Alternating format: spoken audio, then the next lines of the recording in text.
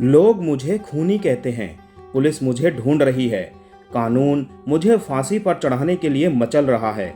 लेकिन उन सभी को ये नहीं मालूम कि मैंने जिन लोगों का खून किया है वे लोग किस कदर कानून को हाथ में लिए घूम रहे थे।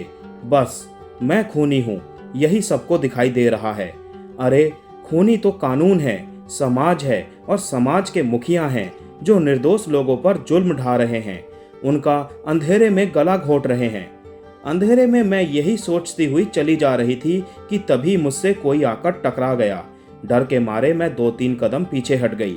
देखा मेरे सामने एक अधेड़ पुरुष खड़ा था, लेकिन वो होश में कहाँ था, शराब के नशे में धुत था। मैं बुदबुदाई, किसी को दौलत का नशा है तो किसी को शराब का, किसी पर अपनी सुंदरता का नशा सवार है तो किसी पर ना जाने किस किस चीज का। इन साहब को दौलत और शराब दोनों का ही नशा है। गाड़ी कहीं खड़ी है और ये जनाब रात के 12 बजे ना जाने क्या तलाश रहे हैं। मैं यही सोचते सोचते उस साहब के नजदीक पहुंच गई। वो मुझे देखते ही बोले, तुम कौन हो? मैं कोई भी हूं, लेकिन आप कौन हैं? वो जनाब थोड़ा मुस्कुराए, फिर अपनी गाड़ी की ओर इशारा करते हुए कहने लगे, मैं बड़ी मुसीबत में हूँ। शायद आज ज्यादा ही पी ली है मैंने। बार से निकलने को तो मैं निकल आया, पर गाड़ी तक पहुंच नहीं पा रहा हूँ। क्या तुम मेरी मदद करोगी? मैं भला आपकी क्या मदद कर सकती हूँ? यदि तुम चाहो तो मेरी बहुत कुछ मदद कर सकती हो। इतनी रात गए कोई शरीफ औरत इधर थोड़ी ही आ सकती है। वो साहब इतना कहकर मेरा मुंह ताकने लगे। आप शायद ठीक ही कह रहे हैं, लेकिन क्या इतनी रात गए कोई शरीफ पुरुष इस तरह नशे में बेहाल घूमता है? मैं तो पुरुष हूँ, लोग मुझे ज्यादा से ज्यादा यही कहेंगे कि नशे में रास्ता भटक गया है, लेकिन तुम्हें तो लोग। इतना कहते कहते वो चुप हो गया। फिर तो आपको भी लोग बदचलन औरतों के पीछे भागने वाला दल्ला, चाटू या गस्ता ही कहेंगे ना। बराबर का जवाब जब उसके मुंह पर तमाचे की तरह पड़ा तो उसका नशा कुछ कम हो गया। एक टक मुझे ही घूरे जा रहा था। फिर वो अचानक ही बोले, तुझे मैंने नशे की वजह से पहचानने में भूल कर दी। तुम तो कोई असाधारण लड़की लगती हो। देखो मुझे मेरी गाड़ी तक छोड़ दो। चलिए, मैंने उसका हाथ पकड़ा और पास ही खड़ी गाड़ी में बिठा दिया। आप गाड़ी चलाना तो जानते ही होंगे? हाँ, जानता तो हूँ, पर इस हालत में क्या मैं गाड़ी चला सकता हूँ? प्लीज मुझे मेरे घर तक छोड़ दो। जनाब गिड़गिड़ा पड़े। मैंने अपने शब्द जाल में उन्हें फंसा लिया था।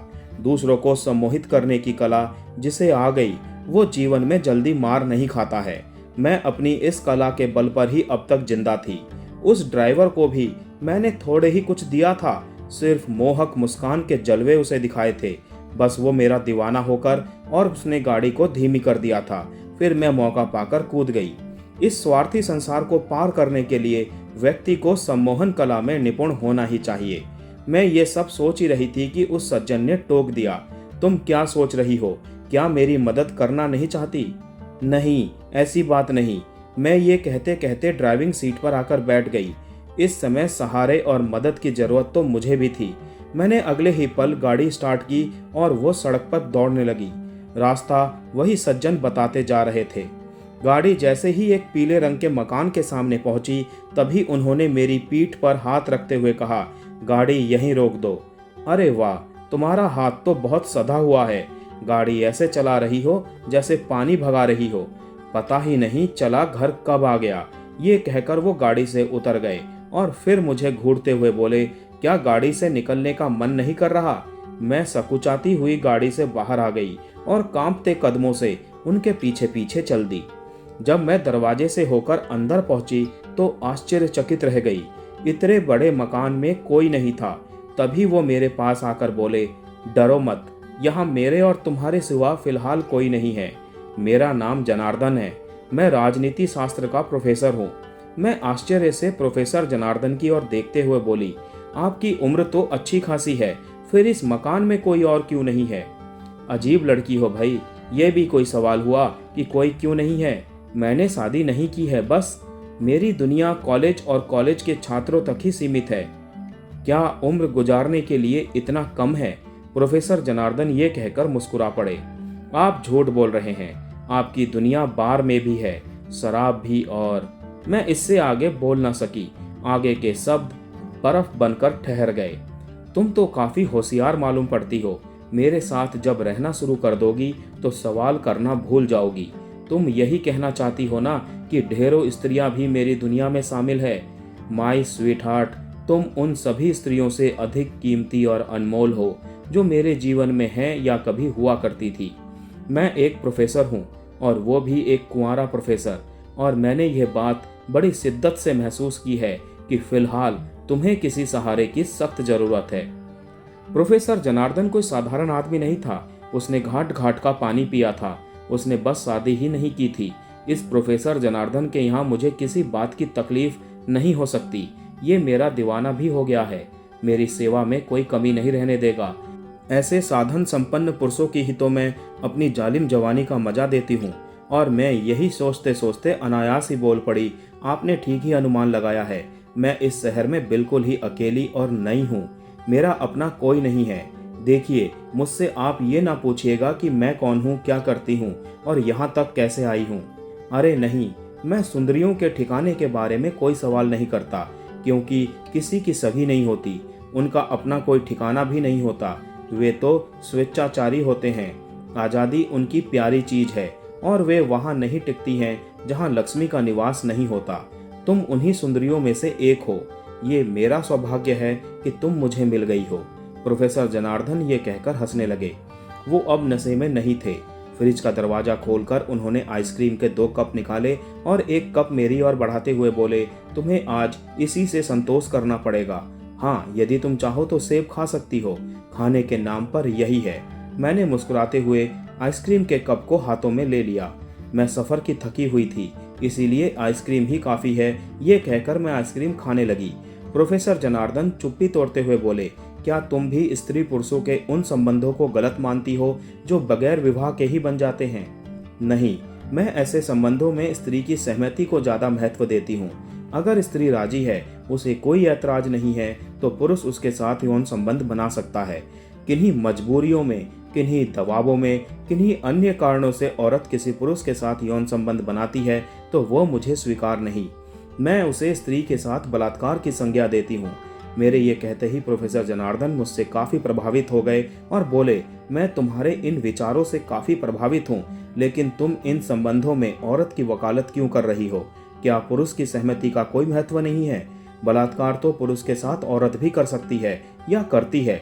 मैंने माना कि वो सेक्स की मांग नहीं करती है, पर क्या वो इसके लिए इशारे नहीं करती है, उससे छेड़छाड़ नहीं करती है? प्रोफेसर के शब्दों में दृढ़ता थी। वो मेरे मुंह से यही कहलवाना चाहते थे कि औरत के इशारे ही पुरुष को उसकी ओर आकर्षित करते हैं या उनके साथ जोर जबरदस्ती करने के लिए उन्हें उकसाते हैं। लेकिन मैं बोली, ऐसे इशारे या छेड़छाड़ उन हालातों में होते हैं जब स्त्री की सहमति होती है या वो उस पुरुष को चाहने लगती है। वैवाहिक या अवैवाहिक संबंधों में ये कोई जरूरी नहीं कि स्त्री पुरुष एक दूसरे को चाहते ही हों। चाहत या प्रेम एक अलग चीज है और सेक्स एक अलग चीज है। जिससे विवाह हुआ है उससे शारीरिक संबंध, प्रेम हो या ना हो, बनाने ही पड़ते हैं। कहीं स्त्री पुरुष के साथ बलात्कार करती है तो कहीं स्त्री के साथ पुरुष बलात्कार करता है। ऐसा वैवाहिक अवैवाहिक दोनों ही संबंधों में होता है। मुझे स्त्री पुरुष के संबंधों के विषय में अच्छी जानकारी है। पुरुष ऐसे मामलों में ज्यादा निष्ठुर, स्वार्थी और अवसरवादी होते हैं। प्रोफेसर जनार्दन मेरे करीब आकर कहने लगे, इसका मतलब तुमने ढेर सारे पुरुषों को बहुत करीब से परखा है। मैं कैसा लगा तुम्हें? आप भी मेरे जीवन में आए उन्हीं पुरुषों की तरह ही हो। मैं किस मुसीबत से गुजर रही हूँ, मेरी तबीयत कैसी है, मेरी सहमति है या नहीं, आप भी उन्हीं पुरुषों की तरह जानना नहीं चाहते हैं और जानने की कोशिश भी नहीं करनी चाहिए, क्योंकि मैं भी तो आपको इस्तेमाल कर रही हूँ। ये कहकर मैं पलंग पर टांगे फैलाकर लेट गई और सोचने लगी, जीवन में रखा ही क्या है? जीतना है उसको ढंग से जी लेने में ही जीवन की सार्थकता है। प्रोफेसर जनार्दन ने मुझे सहारा दिया है। मेरी कीमत का इसे एहसास है। मेरी सेवा में तन मन धन से लगा हुआ है। यही सोचते सोचते पैंट खोलकर एक तरफ रख दिया। मेरी टांगे अब नंगी थी। प्रोफेसर मेरे करीब आकर बोले, क्या तुम्हारी सहमति है? मैंने उनके गाल पर जोर से चिकोटी काट दी। वो उछलकर बैठ उठे और मेरी जांघों को झुककर जीभ से चाटने लगे। मैं हंस पड़ी। जब एक बुद्धिजीवी कहे जाने वाले प्रोफेसर की ये हालत है तो फिर लोग एक आम आदमी को क्यों गालियां निकालते हैं? मैं ये सोच ही रही थी कि प्रोफेसर मेरे वक्सों को जीभ की नोक से सहलाने लगा। मैं खिलखिलाकर हंसने लगी। इतना खूबसूरत क्षण मेरे जीवन में काफी दिनों बाद आया था। तभी वो प्रोफेसर अचानक ही इंसान से हैवान बन बैठा। मेरे शरीर को नोचने खरोचने लगा और दांतों से भी काटने लगा। मैं जोर जोर से चीखने लगी, लेकिन उसकी भुजाओं की पकड़ से स्वयं को छुड़ा न सकी। फिर वो अचानक ही शांत हो गया और फिर इंसान की तरह यौन व्यवहार करने लगा। लेकिन मुझे सेक्स में कोई आनंद नहीं मिला। अधिकांश पुरुष ऐसे ही होते हैं जो सिर्फ स्वयं के लिए ही सहवास करते हैं। और प्रोफेसर जनार्दन जब थक गया तो वो जाकर दूसरे कमरे में सो गया। मैं निर्जीव सी घंटों बिस्तर पर यूं ही पड़ी रही। मेरा सारा शरीर लहूलुहान हो गया था। मुझे ऐसा लग रहा था जैसे कुछ देर पहले किसी भेड़िए से मेरी मुठभेड़ हो गई हो और उसने मेरे शरीर को घायल कर दिया हो। शायद यही स्थिति अधिकांश औरतों की भी है। पुरुष के इस खूनी यौन धारण को झेलना उनके जीवन से जुड़ गया है। पुरुष इसी को सहवास कहते हैं। न जाने कब मैं यही सब सोचते हुए सो गई। इसका होश ही ना रहा। सुबह के 4 बजे जब मेरी आंखें खुली तो मैं खटर पटर की आवाज सुनकर सहम गई। जब मेरी दृष्टि सामने पड़ी तो आंखें आश्चर्य से फटी की फटी रह गई। 2 खूबसूरत 18-19 वर्ष की युवती अर्धनग्न प्रोफेसर जनार्दन की बाहों में थी और प्रोफेसर सहित वे दोनों युवतियां भी शराब के नशे में धुत थीं। मैं बिस्तर पर बैठे बैठे बोली, प्रोफेसर, इन लड़कियों ने तुम्हारा क्या बिगाड़ा है जो इनकी अस्मत से भी खेल रहे हो और इन्हें नशे की लत भी डाल रहे हो। सुनते ही वो मुझ पर गुस्सा कर गया। तू मेरे ही मकान में रहकर मुझे ही जीवन का पाठ पढ़ा रही है। तुम कितने स्वार्थी हो। अपने लाभ के लिए तुम किसी से भी यौन संबंध बना सकती हो, पर दूसरों को ऐसा करते नहीं देख सकती। इन लड़कियों को मुझसे काम है। ये अच्छे नंबरों से पास होना चाहती हैं। देह बेचना क्या सिर्फ तुम ही जानती हो? ये अपनी स्वेच्छा से मेरे पास आई हैं। नहीं, इसमें इनकी स्वेच्छा शामिल नहीं है। ये तुम्हें रिश्वत के रूप में अपनी देह दे रही हैं। ये मजबूर हैं। ये तुम्हारे दबाव में आकर ऐसा कर रही हैं। मेरा ये कहते ही प्रोफेसर हंसने लगा। कल रात की मानसिक दबाव में तो मैंने तुम पर भी जोर डाला था। तब तो तुम कुछ भी नहीं बोली। तुम भी तो मजबूर हो। तुम्हारे पास घर नहीं है, पैसे नहीं है, नई जगह से तुम आई हो। तुमने अपनी देह मुझे ये सब पाने के लिए ही तो दी। फिर दूसरों के लिए उल्टा क्यों सोचती हो? प्रोफेसर की बातों का मेरे पास कोई ठोस जवाब नहीं था, इसीलिए मैं चुप हो गई। अब मैं सोच रही थी, इस दुनिया में हर कोई मजबूर है और इसी मजबूरी का फायदा एक व्यक्ति दूसरे व्यक्ति से उठा रहा है। मुझे इस जगह को फौरन छोड़ देना चाहिए। मुझे अब मजबूरियों के आगे झुकना नहीं है। यह सोचते ही मैं उठ खड़ी हुई, कपड़े पहने और प्रोफेसर के मकान से निकल गई। दोस्तों, 14वां भाग बहुत जल्दी आ रहा है। तब तक के लिए आप सभी को tata bye bye, take care. और हाँ, अगर आपको ये कहानी पसंद आ रही है तो प्लीज़ मेरे चैनल को सब्सक्राइब करके बेल आइकन को जरूर प्रेस कर दीजिएगा।